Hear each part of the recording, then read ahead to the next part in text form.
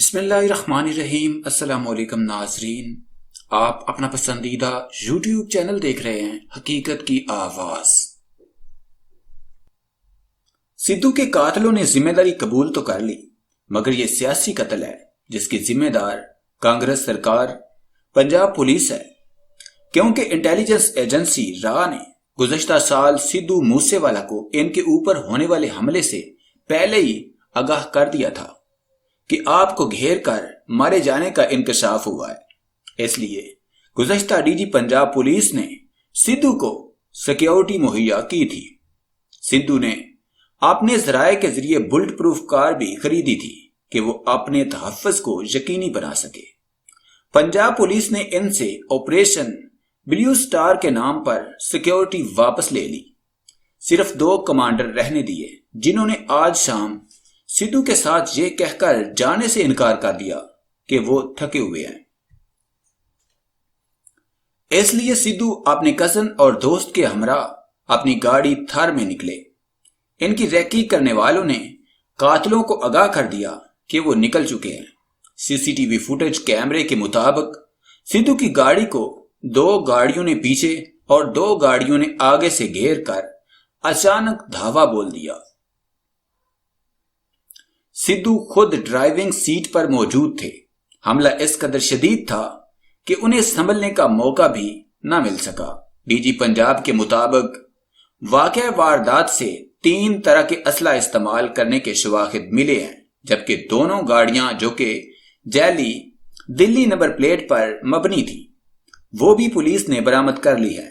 Police ذرائع کے مطابق موسے والا پر 30 سے 40 راؤنڈ فائر کیے گئے، جس میں AK-947 اور 9mm اور دیگر ہتھیاروں کے خالی خول برآمد کیے گئے۔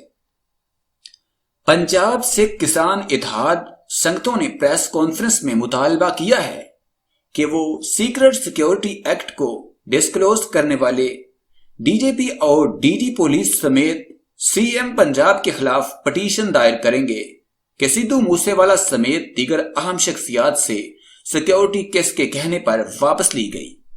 اگر سی ایم پنجاب کے کہنے پر ایسا ہوا ہے تو سدھو کے قتل کی FIR میں سی ایم سمیت پنجاب پولیس کے متعلقہ افسران کو نامزد کر کے گرفتار کیا جائے۔ یہ قتل ایک سیاسی قتل ہے۔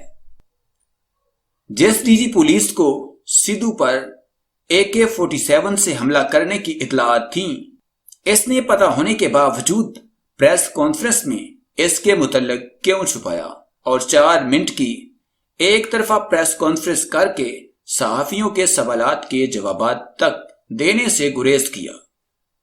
اس سے یہ بات ثابت ہوتی ہے کہ پنجاب پولیس کے یہ افسران ذمہ دار ہیں۔ ان سے فوری استعفیٰ لے کر شامل تفتیش کیا جانا چاہیے۔ گزشتہ 2 ماہ کے دوران پنجاب میں 200 لوگ قتل کر دیے گئے۔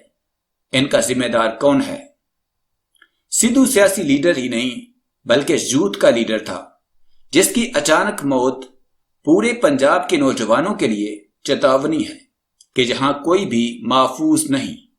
یہی وجہ ہے کہ پنجاب سے جوان ہجرت کر کے دوسرے ممالک جا رہے ہیں۔